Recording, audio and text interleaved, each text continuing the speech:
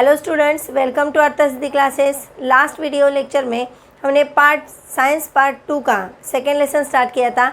वो जो लेसन था वो था life process in living organism part 1।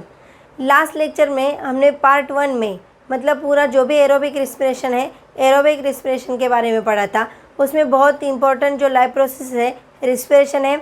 Respiration 2 type का होता है। एक जो रहता है कि जो सेलुलर लेवल पे रहता है और दूसरा रहता है बॉडी लेवल पे। तो सेलुलर लेवल पे जो रिस्पिरेशन है उसमें 2 टाइप्स है। एक है एरोबिक रेस्पिरेशन और दूसरा है एनॉर्बिक रेस्पिरेशन। फर्स्ट रेस्पिरेशन का जो टाइप है एरोबिक रेस्पिरेशन, ये ऑलरेडी हमने पढ़ा है। अभी आज के वीडियो लेक्चर में हम एनॉर्बिक जो रेस्पिरेशन है उसके बारे में पढ़ेंगे। तो सबसे पहले हमें ये तो डिफरेंस पता है एरोबिक और एनॉर्बिक। मतलब एरोबिक में क्या रहता है, एरोबिक में ऑक्सीजन यूज़ किया जाता है जो बाहर से हम लेते हैं, ओके, रिस्पिरेशन प्रोसेस में। और एनॉर्बिक प्रोसेस में क्या होता है, ऑक्सीजन नहीं रहेगा तो भी चलेगा, रिस्पिरेशन होता है, ओके। तो ये रिस्पिरेशन प्रोसेस से फिर आगे जाके एनर्जी कैसे फॉर्म होती है, ये सारी चीज़ों की हम पढ़ाई आज करेंगे।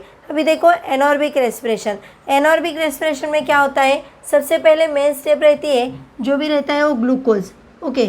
और हमें पता है ग्लूकोज क्या है, एक एनर्जी रिसोर्स, मतलब जो एनर्जी कार्बोहाइड्रेट जो मिलते हैं वो कौन से फॉर्म में रहते हैं, ग्लूकोज के फॉर्म में होते हैं। तो पहले ये ग्लूकोज का ग्लाइकोलिसिस होता है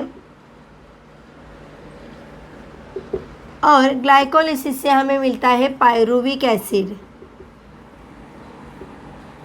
अभी आप ऐसे बोलोगे कि एरोबिक रेस्पिरेशन में भी सेम था, ग्लूकोज था, ग्लूकोज का ग्लाइकोलिसिस हो गया और बाद में हमें पायरुविक एसिड मिल गया।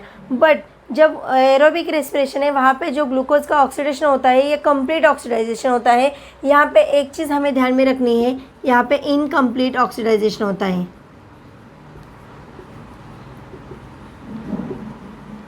ओके। तो ये मेन डिफरेंस है कि जो एरोबिक रेस्पिरेशन में ग्लूकोज था उसका पूरा कंप्लीट ऑक्सीडाइजेशन होता है। बट इन एरोबिक रेस्पिरेशन में क्या होता है, एनॉर्बिक रेस्पिरेशन में जो भी ऑक्सीडाइजेशन होता है ग्लूकोज का वो इनकम्प्लीट होता है और हमें मिलता है पायरुविक एसिड। बाद में क्या होता है, ये जो पायरुविक एसिड है, पायरुविक एसिड का फर्मेंटेशन होता है। ये 9th स्टैंडर्ड में एक लेसन है, ये लेसन में हमने फर्मेंटेशन के बारे में पढ़ाई। और फर्मेंटेशन के बाद हमें लास्ट मिलता है, ये फर्मेंटेशन से हमें मिलता है alcohol plus 6CO2 plus ATP। और यहाँ पे ATP के सिर्फ 2 मॉलिक्यूल्स मिलते हैं, ओके। ATP क्या है, एनर्जी का फॉर्म है, एडिनोसिन ट्राइफॉस्फेट। और एक बार देखो, सबसे पहले क्या लिया था, ग्लूकोज लिया था। ग्लूकोज मतलब क्या रहता है, कार्बोहाइड्रेट्स है। फिर यहाँ इसका क्या हो गया, ग्लाइकोलिसिस हो गया। ग्लाइकोलिसिस का मीनिंग क्या है, ग्लाइको का मतलब क्या रहता है, ग्लूकोज, और लिसिस का मतलब क्या होता है, ब्रेक डाउन करना, ओके। मतलब जो भी ग्लूकोज है ग्लूकोज को ब्रेक डाउन किया जाता है। वहाँ पे इनकम्प्लीट ऑक्सीडेशन प्रोसेस से हमें मिलता है पायरुविक एसिड। और ये आगे जाके पायरुविक एसिड का फर्मेंटेशन होता है और फर्मेंटेशन से हमें मिलता है alcohol plus 6CO2 plus 2 ATP। अभी ये हो गया एनॉर्बिक। अभी एरोबिक का थोड़ा देखो, वहाँ पे क्या था, C6H12O6 plus 6O2, it gives 6CO2 plus 6H2O plus 38 ATP energy molecules. अभी यहाँ पे देखो ये किसका है, एरोबिक का है। एरोबिक में हम ग्लूकोज ही था वहाँ पे और उसका ऑक्सीडेशन हो गया, तब हमें 6CO2 plus 6H2O plus 38 ATP मिल गए। मतलब यहाँ पे देखो एनर्जी के कितने मोलिक्यूल्स हैं, 38 मोलिक्यूल्स है। और यहाँ पे हमें कितने मोलिक्यूल्स मिले हैं, 2 ATP। तो ज़्यादा एनर्जी हमें किससे मिलती है, कौन से प्रोसेस से मिलती है, एरोबिक रिस्पिरेशन से, as compare with the anaerobic respiration. तो ये जो प्रोसेस है एनॉर्बिक रेस्पिरेशन, वहाँ पे तो ग्लूकोज है, ऑक्सीडाइजेशन तो हो रहा है, भले वो इनकम्प्लीट हो रहा है लेकिन ऑक्सीडाइजेशन के जरूरी होता है ऑक्सीजन।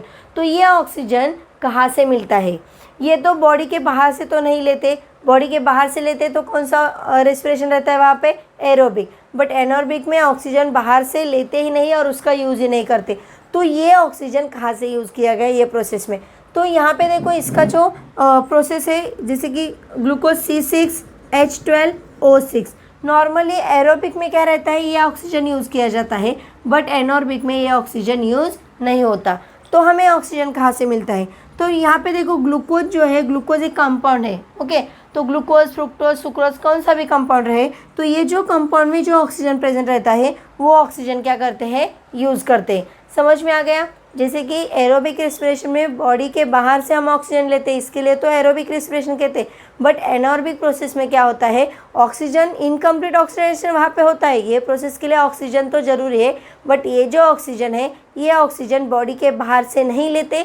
तो बॉडी में जो भी कंपाउंड प्रेजेंट है, जैसे कि ग्लूकोज है जो एनर्जी का सोर्स है, फ्रुक्टोज है, सुक्रोज है, तो उसमें जो भी ऑक्सीजन प्रेजेंट रहता है वो ऑक्सीजन यूज़ किया जाता है। ओके, और एक रहता है कि जैसे आपको जैसे यहाँ पे देखो फर्मेंटेशन प्रोसेस है, तो कभी कभी क्या होता है, आप देखो ज़्यादा काम करते हो या जिम में जाते हो, ज़्यादा एक्सरसाइज करते हो, ज़्यादा दौड़ के आते हो, तो तुरंत आपके हाथ पैर ऐसे दुखने लगते हैं।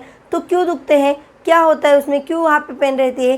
क्योंकि ये जो प्रोसेस है फर्मेंटेशन, जैसे कि ये जो प्रोसेस यहाँ पे होती है, इसके बाद आगे जाके अपने बोन्स में लैक्टिक एसिड फॉर्म होता है। क्या तैयार होता है? Lactic acids. और ये जो लैक्टिक एसिड्स है, लैक्टिक एसिड की वजह से अपनी बॉडी पेन होती है। ओके, तो ये लैक्टिक एसिड तैयार होने के बाद बहुत सारा मतलब हमें बहुत थकान आती है, तो हम तुरंत बोलते हैं जैसे कि बहुत दिन कुछ काम नहीं किया और एक ही दिन काम किया तो उसी दिन भी आपको बॉडी पेन होता है। तो इसका रीज़न रहता है कि ये जो लैक्टिक एसिड है। ओके, तो अभी यहाँ पे देखो, सबसे पहले हमने एरोबिक रेस्पिरेशन में एनारोबिक रेस्पिरेशन में देखा ग्लूकोज का ग्लाइकोलिसिस हो गया, लेकिन यहाँ पे इनकम्प्लीट ऑक्सीडेशन हो गया। मिला हमें पायरुविक एसिड का फर्मेंटेशन के बाद alcohol plus CO2 plus 2 ATP। But ये भी एक डिफरेंस है, 2 ATP सिर्फ एनर्जी के मोलिक्यूल मिल गए, बट एरोबिक रेस्पिरेशन में हमें 38 ATP मोलिक्यूल्स मिलते हैं। और यहाँ पे जो ऑक्सीजन यूज़ किया जाता है, ये ऑक्सीजन कंपाउंड फॉर्म में जो भी मोलिक्यूल कंपाउंड फॉर्म में जो रहते हैं उसमें से ही हम ऑक्सीजन लेते हैं, मतलब कि। और ये सारी प्रोसेस किसके बॉडी में चलती है?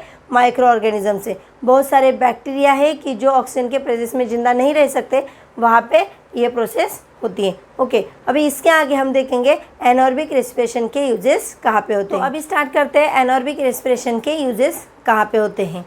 तो देखो यहाँ पे बोर्ड पे एक चार्ट बना है, आपके टेक्स्ट बुक में भी ये सेम चार्ट दिया है।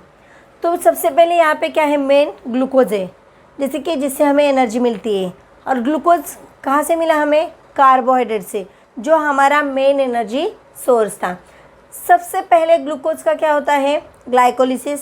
मतलब क्या रहता है, ग्लूकोज के जो भी कॉम्प्लेक्स मटेरियल है तो उसका ब्रेक डाउन किया जाता है छोटे छोटे पार्ट्स में।